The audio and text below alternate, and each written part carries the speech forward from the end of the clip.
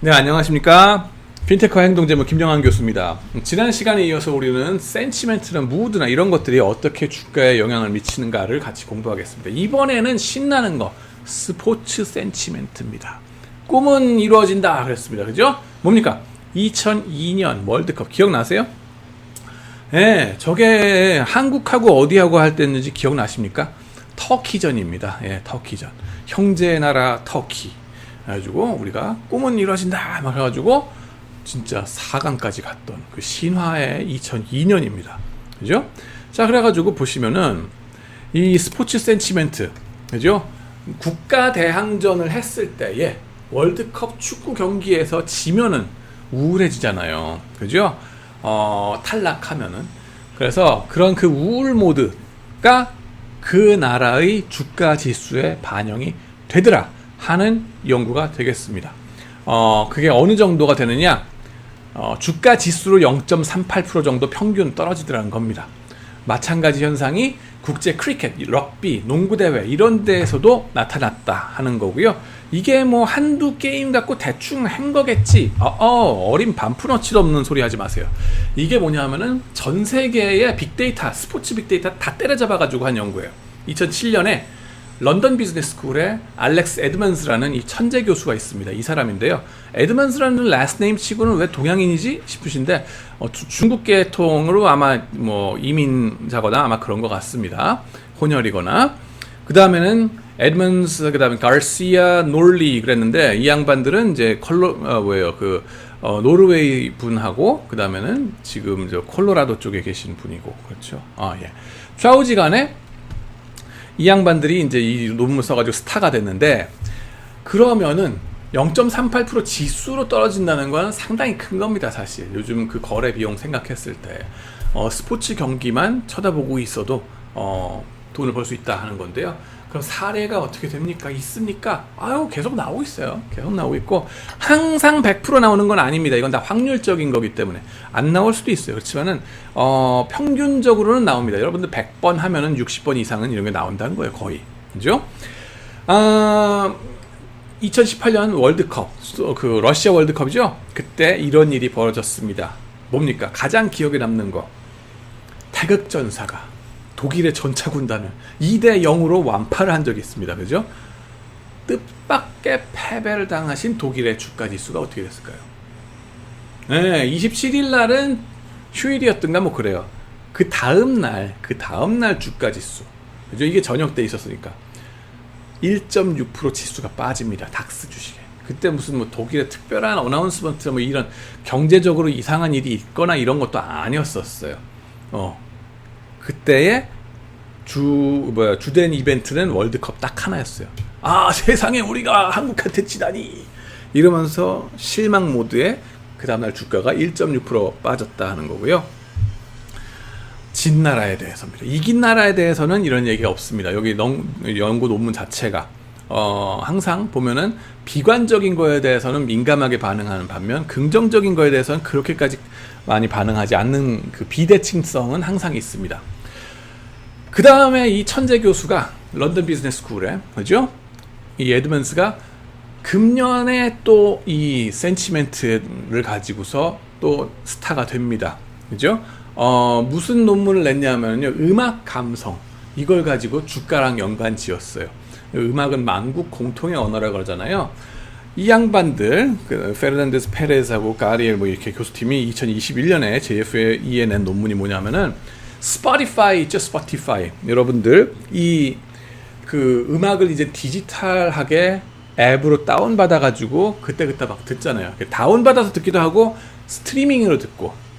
스트리밍 하는 것들이 다 데이터에 잡힌다는 거거든요. 거기에 스포티파이라는 그 앱이 있습니다. 여기 보시면은. 근데 이걸 다운로드 받아가지고 그 각국의 사람들이 40개 나라, 매일 나라별 인기곡 200개가 각 있겠죠. 빌보드 차트 쫙 미국에 있고 우리나라도 뭐 무슨 뭐 멜론 차트도 있을 거고 그렇긴 한데 40개 나라에 걸쳐서 각 나라에 200개, 58,000곡 2017년부터 2020년까지 그 다음에는 스트리밍 기록이 몇 개가 있느냐? 5천억 개. 빅데이터 시대입니다. 그래서 신나는 음악이 나올수록, 그죠? 발랄한 음악을 더 많이 들으면은 그 사람들이 그 주의 주가가 좀 올라가고 그 다음 주는 내려가더라. 1표준 편차 이 좀 더 발랄한 음악이 나오면은 얼만큼 발랄한지 그 정도를 스코어링하는 메커니즘이 생겼거든요. 그래가지고 그걸 활용해가지고 그 숫자를 갖고서 보니까는 1표준 편차 업 그러면 주가 지수가 0.08% 업 되더라. 그 한 주일 동안. 그 다음 주에는 내려오더라. 예, 왜 다시 내려와요? 원상복귀 해야죠. 시장은 장기적으로 효율적이니까. 그러나 단기적으로는 비효율적이거든요. 그렇기 때문에 이런 현상들이 떴다가 원상복귀 이런 것들이 계속 나온다는 거예요. 스포츠 센치멘트는 뭐예요? 나라가 지면은 깔아앉았다가 원상복귀 이런 현상이 나타난다는 겁니다. 좌우지간에 감성 지수 이거 베일런스 스코어라고 얘기를 하는데 저걸 가지고서 측정을 이제 했다 하는 겁니다. 그러고 나면은 거기서 가장 깨방적인 팝 음악은 무엇일까? 거기에 얘기가 나온 게 있는데 Earth, Wind and Fire이란 그룹 아세요 혹시? 거기서 September라는 노래가 있습니다. 뭐냐면은 따레라 따라라라 니라 따레라 라라라라라네 이겁니다. 이 노래가 가장 깨방정 스코어 탑입니다. 우리 뭐 비트가 센 무슨 블랙핑크의 노래 뭐 이런 게 제일 그 신나는 노래 아니에요? 아니요. 그게 또 단조가 있고 조금 약간 슬픈 모드 뭐 이런 것들이 있고 심각하고 이런 게 있어가지고 그 스코어가 오히려 거기에선 낮다는 거예요. 좌우지간에 가장 깨방정 노래를 여러분들 보셨습니다. September. 지금은 옥토버 넘어갔죠. 지난달이었었습니다. 하여간에 흥겨운 음악의 나라들이 어떻게 되는가 보시면은 이 사람들이 이제 그 베일런스 스코어, 깨방정 스코어를 나라별, 그 대륙별 나라별로 쫙 나타냈습니다. 가장 먼저 찾고 싶은 게 한국인데 없어요. 뭡니까? 안타깝게도 우리나라는 스포티파이가 2021년에서야 지금 들어오고 있습니다. 그전에는 금지 안 나왔었어요. 그래서 여기 데이터에 들어가 있지가 않다 하는 거고요. 그 다음에는 뭡니까? 나라 대륙별로 보면은 라틴 아메리카, 사우스 아메리카 있죠? 이쪽이 깨방정 스코어가 제일 높습니다. 정열적인 나라, 그죠? 스페인, 그죠? 이런 나라들이 좀 높고요. 그 다음에는 또 뭐예요? 멕시코도 상당히 높죠? 그 다음에는 우리나라가 없지만은 아시아 같은 경우는 좀 상당히 스코어가 낮다 하는 거를 좀 심각하다 하는 걸 알 수 있습니다. 좌우지간에 아쉬운 건 뭐냐면은 우리나라 K-팝이 요즘 그렇게 BTS나 뭐나 이런 영향을 많이 미치는데 정작 우리나라 데이터가 여기에 들어가 있지 않다는 거가 많이 아쉬운 점이긴 합니다. 그래서 제가 지금 요즘에 연구를 하고 있습니다. K-팝은 어떠한 영향을 미치고 있는가 우리나라 안에서는 좌우지간에 그런 여러 가지 감성들을 갖다가 숫자화하는 노력들이 이뤄지고 있다. 심지어는 음악을 가지고서도 대중음악의 그 깨방정 스코어가 바로 주가하고 연관이 돼 있더라 하는 거를 밝혀낸 거가 되겠습니다. 여러분의 창의력만이 문제일 뿐이에요. 요즘은. 예. 공학적인 기술은 다 이미 있어요. 예. 문과생들의 문제는 뭐냐면은 그게 숫자화를 할 수 있다는 것 자체를 몰라. 자체를 모르는 게 문제예요. 그 다음에 문제는 뭐냐면은 그거 갖고서 숫자화를 한 공대생들이 와서 약을 팔아버리면은 그대로 넘어가 버린다는 게 문제입니다. 일단 물어볼 줄 알아야 돼요. 이런 걸 숫자화할 수 있겠지? 그러고서 공대생들을 갖다가 잡아가지고 멱살 잡고 이거 숫자화 해내! 라고 할 줄 알아야 되는데 그걸 몰라요. 그러고서는 뭔가를 갖다가 약을 만들어가지고 갖고 오면은 그게 뭐 대단한 뭔 줄 알고 너무 충격적으로 좋아하고 너무 모른다는 거. 근데 그 중간에 뭔가를 하셔야 됩니다. 좌우지간에 센치멘트 인덱스로 들어가겠습니다. 센치멘트 인덱스는 베이커 버글러라는 교수님들이 이렇게 얘기를 한 건데 이건 뭐냐면요. 지금까지는 이제 무드에 대해서 얘기를 했잖아요. 그죠? 감성 중에서도 무드, 그날의 무드 이런 것들이었는데 센치멘트는 감성, 좀 더 장기적인 몇 년에 걸쳐서 혹은 몇 달에 걸쳐서 이렇게 슬로울리 천천히 변하는 이 감성, 투자자들의 심리가 되겠습니다. 버블의 정도라고 생각하셔도 돼요. 버블의 정도, 버블과 크래시의 정도. 예. 그래가지고 지난 비디오에서 설명한 그 개념인데, 이제 보면은 센치멘트 인덱스를 이제 베이커와 버글러 교수님들이, 베이커 앤 버글러 였는데, 버글러라면 그러면 무슨 강도인 줄 아는데 그거 아니에요. 강도 아니고 버글러, 유러피언이기 때문에 W가 그렇습니다. 좌우지간에 투자자 심리를 잘 보여주는 지표들을 묶어서 주성분 분석을 해가지고 하나의 인덱스로 나타내면 어떨까 하는 아이디어입니다. 투자자의 심리, 버블의 정도를 나타내는 지표를 한번 만들어보자 하는 거예요. 물론 이거는 음악 센치멘트나 스포츠 센치멘트랑은 별도로 만들었습니다. 2006년에만 그 논문이 발표가 됐기 때문에 훨씬 전이죠. 그러면은 이게 뭐냐면은 어떠한 주성분 분석이라는 또 공대적인 방법인데요. 우리가 흔히 생각할 때, 흔히 주식시장의 버블일 때에 어떤 현상들이 일어나는가. 그때 보면은 한 6가지를 볼 수 있다는 거예요. 근데 그 6가지 좀 이따 말씀드리겠는데, 그 버블이냐 크래시냐에 따라서 왔다 갔다를 좀 민감하게 많이 하는 그런 경제적인 지표들이 있거든요. 그런 경제적인 지표들의 움직임 숫자 다 있잖아요. 움직임의 숫자들이 6개가 쭈루룩 6가지 시계열 데이터가 쭉 나올 텐데, 그거를 공통적인 걸 뽑아내는 거예요, 거기서.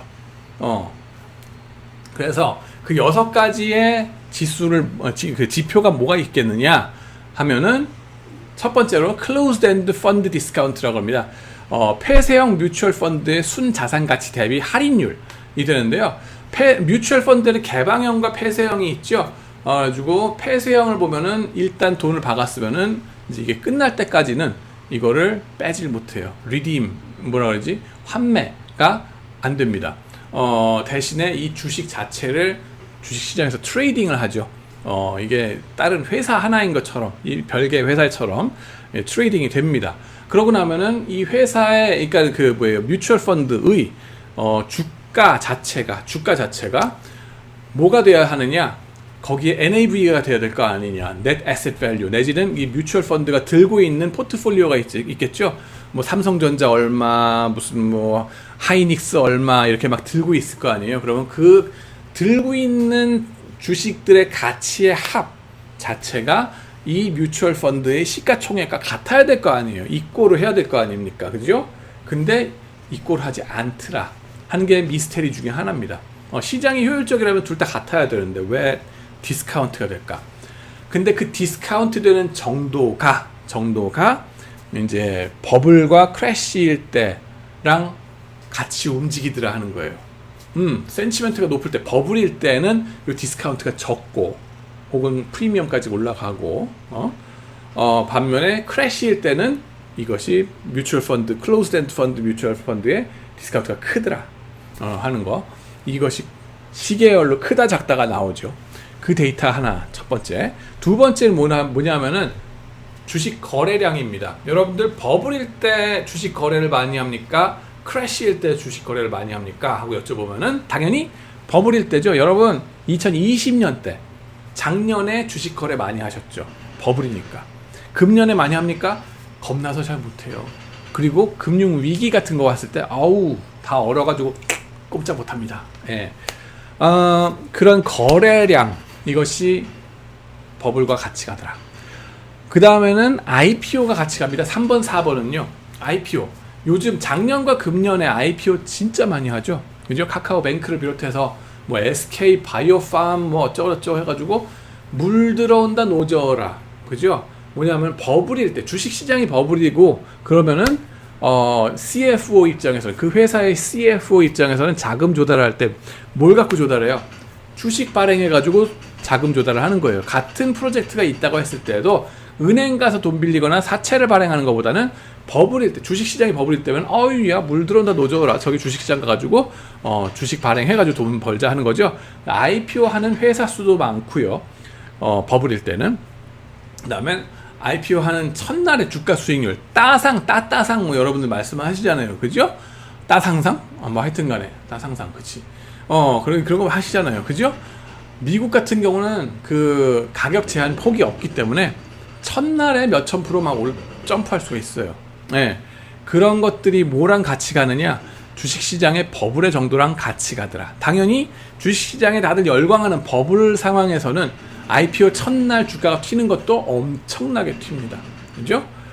반면에 크래시일 때는 IPO 자체를 안 하죠. 금융위기 상황에서 누가 IPO 하겠다고 나서는 사람 보신 적 있으세요? 거의 없습니다. 정말 롱 타이밍 정말 잘못한 사람이고, 그런 CFO는 쫓겨나기 십상이죠. 그리고 그럴 때 크래시일 때 IPO를 했다 하면은 첫날 반응도 아주 미미할 수밖에 없습니다. 좌우지간에 이 네 번째까지 나갔고요. 다섯 번째는 뭐냐면은 자금 조달액 중에 주식 발행한 것의 비중이 되겠는데요. 이것도 IPO랑 같은 아이디어죠. 주식시장에 버블에 있으면은 너도나도 주식시장에 열광하는 때면은 CFO 입장에서는 어디서 자금 조달하는 게 최적이다? 주식시장 가가지고, 그죠? 물 들어온다 노져라의 개념이 되겠습니다. 2는 에퀴티가 되겠습니다. 자본, 그러니까는 자기 자본 내지는 주식으로 발행하는 액수 나누기 총 자금 조달 액수. 이거는 주식과 뎃은 뭡니까? 이 은행 빚을 지거나 사채를 발행하거나 하는 것들이 되겠습니다. 요것도 마찬가지, 버블일 때 크고 크래시일 때 작다. 여섯 번째 마지막은 뭐냐면 배당주 프리미엄입니다. 이게 뭐냐면은 이 포스코라든가, 그죠? 중후 장대 산업들 있죠. 이 가치주 프리미엄이라고 보셔도 돼요. 배당주 프리미엄이라고 하는 건데, 고성장주에 대한 기대 심리와 반비례, 거꾸로 간다는 거죠. 테크스탁이라든가 이런 것들이 주로 버블을 주도하잖아요. 그런 테크스탁들이 인기일 때는 이런 배당주들은 인기가 없죠. 그죠?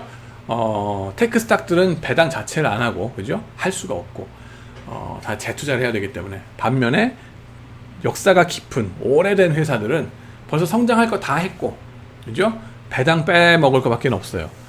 배당주에 대한 프리미엄, 배당주가 얼만큼 인기인가 하는 건데, 배당주는 언제 인기냐? 크래시일 때. 그죠? 조강지처가 좋더라 하고 돌아오는 거죠, 이때. 크래시가 났으면은. 반면에 저기 버블에 휩싸였을 때는 이런 배당주 프리미엄이 작습니다. 좌우지간에 이렇게 6개가 이제 방향이 조금 반대인 것들이 좀 있긴 한데, 좌우지간에 이런 6개의 타임 시리즈 데이터가, 시계열 데이터가 쫙 있으면은 시간이 흐름에 따라서 얘네들의 공통적인 뭔가가 있을 거 아니에요. 그거를 주성분 분석이라는 기법을 통해서 뽑아내는 겁니다.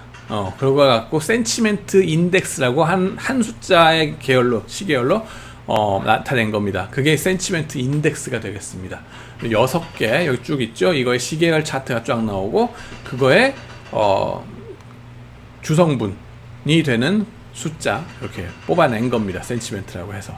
그러고 보면은 모양만 딱 봐도, 그죠? 모양만 딱 봐도 버블일 때, 우리가 흔히 생각했던 뭐 닷컴 버블이었을 때 이런 때는 이게 숫자가 높고, 그다음에 뭐 오일 크라이시스다 뭐다 뭐 이제 경제가 위기에 처했을 때는 이 숫자가 낮더라 하는 거, 크래시가 닥쳤을 때 그렇다 하는 거를 이제 좀 한번 확인하고요.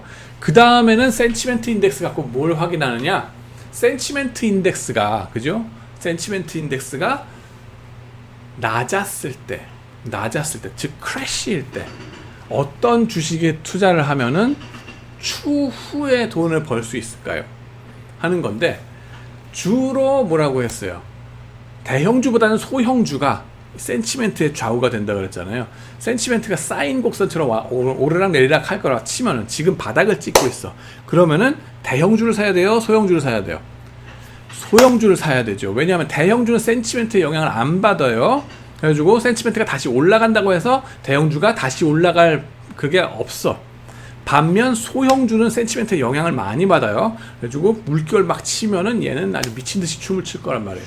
그러니까는 소형주를 센치멘트가 낮을 때 사면은 나중에 돈을 많이 벌더라 하는 거를 보여줍니다. 여기 보시면은 1, 2, 3, 4, 5, 6, 7, 8, 9, 10 해가지고 소형주 10%, 대형주 저 끝에 10% 쫙 줄 세운 거예요. 그거 가지고서 얘네가 센치멘트가, 그죠? NYSE 주식들 시총순으로 10개 포트폴리오 시간 구축해가지고 센치멘트가 긍정적일 때 구성한 것의 수익률은 까만색으로, 부정적일 때, 크래시일 때 것의 수익률은 흰색으로 나타낸 겁니다. 그래서 소형주를 보시면은 센치멘트가 부정적일 때 사면은 월 평균으로 2.5% 벌더라. 월 평균 2.5%면은 연 평균으로 한 25% 들어간다는 거예요. 그렇게 돈을 벌 수 있더라. 반면 대형주로 갈수록 그 센치멘트의 영향은 줄어들더라. 예, 하는 겁니다. 왜 소형주가 대형주보다 더 센치멘트의 좌우가 된다고요? 대형주는 너도 나도 사고 팔기 때문에 가격이 효율적이다. 이론, 경제 이론이 딱 들어맞는 건 이 대형주. 요 소형주는 경제 이론, 그게 효율적 시장 가설이 가장 안 먹혀 들어가는 존재들이다. 예, 하는 겁니다. 그렇기 때문에 센치멘트에 더 많이 좌우가 된다. 하는 겁니다. 예, 그래가지고 여러 가지 측정할 대리 변수로, 센치멘트 측정 대리 변수로 여러 가지 써왔는데, 여전히 신고전파 경제학 쪽에서 반론을 제기할 소지는 좀 있었어요. 뭐냐 하면은, 예를 들어서 좀 전에 베이커 앤 버글러의 6가지 그 구성 요소들 있잖아요.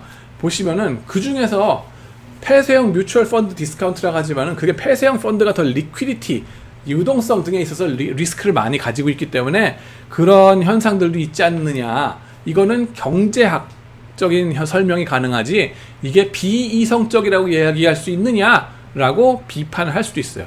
또 IPO 같은 경우도 그렇죠. 아니, IPO가 버블이라서만 많이 하냐? 경제학적으로 펀더멘탈하게 봤을 때 뭔가 기술 혁신이 일어나고, 기술 혁신은 사이콜로지 아닙니다. 기술 혁신 자체는 경제예요. 이거는 하드코어하게 그 회사의 이 리스크가 줄어들던가 아니면은 캐시플로우가 확 폭발하든가, 이러한 이노베이션들이 막 폭발적으로 일어날 때에, 그죠? 그런 IPO도 더 많이 하는 거 아니냐. 그런 이노베이션 쇼크, 이런 것들이 랜덤하게 빡 닥치는 거고, 그거에 의해서 이제 IPO가 막 왔다 갔다 하는 거고, 그 다음에는 그거에 의해서 이노베이션이라는 거 때문에 주가가 높게 형성되는 거지, 이것이 순전히 심리적으로 그냥 허당 버블로서 막 올라가는 게 아니다 라고 경제학자분들, 시카고의 경제학자분들은 방어를 치실 수가 있어요. 예, 그것이 이제 센치멘트 인덱스, 이 베이커 앤 버글러 센치멘트 인덱스의 한계라고 볼 수 있습니다. 이 모든 6가지 숫자들이 사실 막 내생적으로, 시스템 내생적으로 라고 얘기해요. 과학 용어인데, 이것도 공학 용어인데, 실험을 하려면은 뭔가 번개가 빡쳐가지고 이 시스템과 상관없이 뭔가 충격이 와가지고 해야 될 텐데, 그게 아니라 시스템 내부에서 뭔가가 변화가 일어나가지고 나타나는 숫자들 6개를 갖고 뽑았거든. 그러니까는 이것이 진짜 사이컬러지, 심리를 잡는 거냐라고 하는 데 있어서는 여전히 한계는 있다 하는 겁니다. 반면에 그 전에 말씀드렸던 햇빛, 구름 뭐 이런 것들 있잖아요. 이런 거는 시스템 자체, 우리 주식시장 시스템 자체하고는 상관이 없죠. 외부에서 번개 치듯이 빡 어느 날 갑자기 어이구 날씨가 흐리네, 어느 날 갑자기 막 비가 오네, 어느 날 갑자기 어이구 월드컵 경기에서 졌네, 이러면서 이게 외부에서 충격이 오고, 그거에 따라서 주식시장 시스템이 어떻게 되는가를 과학적으로 연구를 할 수가 있어요. 외생적이냐 내생적이냐 하는 거는 상당히 중요한 구분이 됩니다. 그래서 무드 같은 것에 대해서는 좀 그 과학적인 테스트가 가능했었는데, 이런 센치멘트 인덱스 자체는 좀 한계가 있었다라고 보시면 되겠습니다. 네, 이제 앞으로 말씀드릴 거는 이제 그 빅데이터를 활용한 새로운 측정 변수들을 이제 보여드리도록 하겠습니다. 지금까지 시청해 주셔서